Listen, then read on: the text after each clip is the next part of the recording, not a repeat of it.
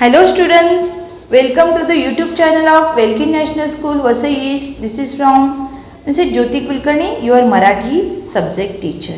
मुलांनो, आज मी तुम्हाला इयत्ता 5वी पाठ 27 महर्षी विठ्ठल रामजी शिंदे हे आहेत महर्षी विठ्ठल रामजी शिंदे यांनी त्यांच्या आयुष्यात काय केलं हे थोडक्यात ह्या पाठात दिलेलं आहे. चला तर मुलांना आपण सुरुवात करूया. याचे लेखक आहेत डॉक्टर भीना दहातोंडे. भीना दहातोंडे हे त्याचे लेखक आहेत. चला तर मुलांनो, आपण आता सुरुवात करूया. विठ्ठल रामजी उर्फ अण्णासाहेब शिंदे यांचा जन्म जमखंडी गावी झाला. अण्णासाहेबांच्या वडिलांचे नाव रामजी आणि आईचे नाव यमुनाबाई होते. यानी जो विठ्ठल रामजी उर्फ अण्णासाहेब शिंदे, इनका जन्म जमखंडी गांव में हुआ. उनके पापा का नाम था रामजी और मम्मी का नाम था, आईचे नाव यानी माँ का नाम था यमुनाबाई. लहानग्या विठ्ठलाला खेळाची अत्यंत आवड होती. हुतुतू, खो खो, सुरपारंब्या यासारखे खेळ खेळण्यात लहानगा विठ्ठल सदैव पुढे असे. लहानपणीच्या या खेळामध्ये विठ्ठलाचा धीटपणा व सहनशीलता दिसून येईल. त्याचे वडील धार्मिक वृत्तीचे होते. त्यांच्या धार्मिक वृत्तीच्या विठ्ठलावरही परिणाम झाला होता.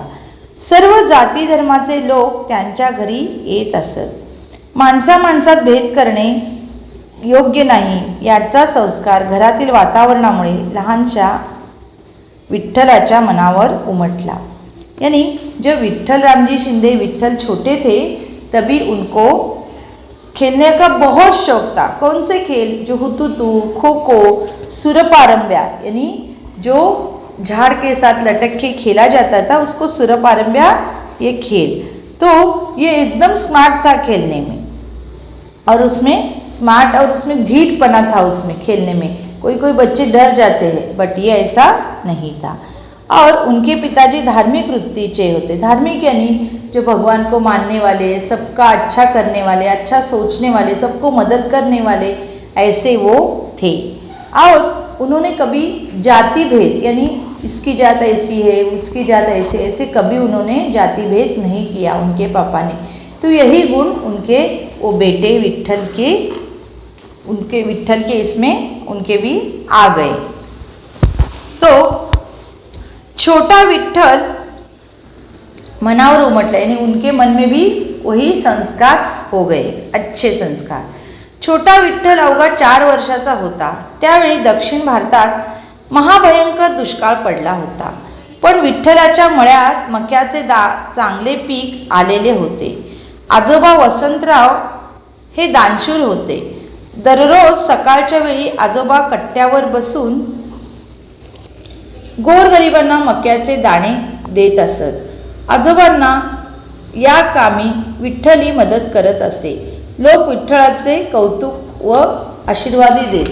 यानी एक दिन क्या हुआ, जब छोटा ये विठ्ठल जी रहे ना वो 4 साल के थे, तभी दक्षिण भारतात साउथ इंडिया में दुष्काळ यानी इतना प्रॉब्लम हो गया कि खाने को ही नहीं मिलता था.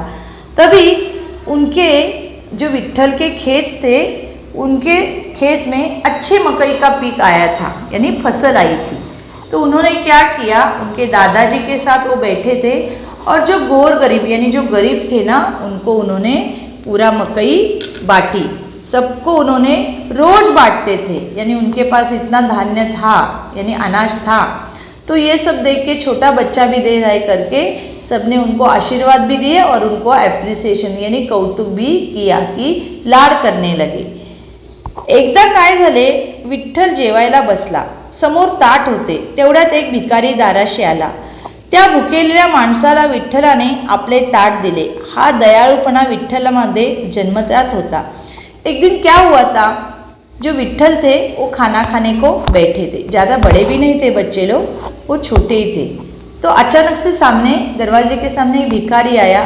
तो हम लोग कैसे कभी भी भिखारी है तो थोड़ा कुछ दे देते हैं या कभी गुस्से में आगे बढ़ो ऐसे भी बोलते हैं, लेकिन खाना खाते खाते उसको पूरी थाली नहीं देते.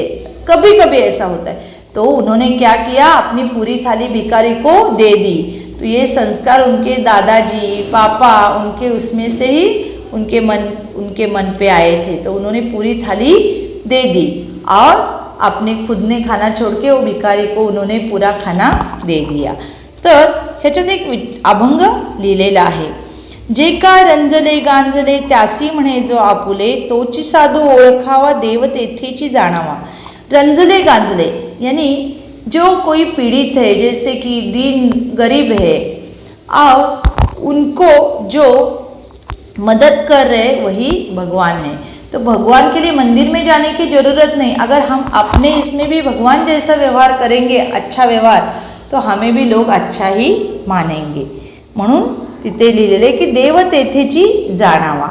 ही संत तुकारामाच्या अभंगाचा ठसा विठ्ठलाच्या हृदयावर आयुष्यभर उमटला।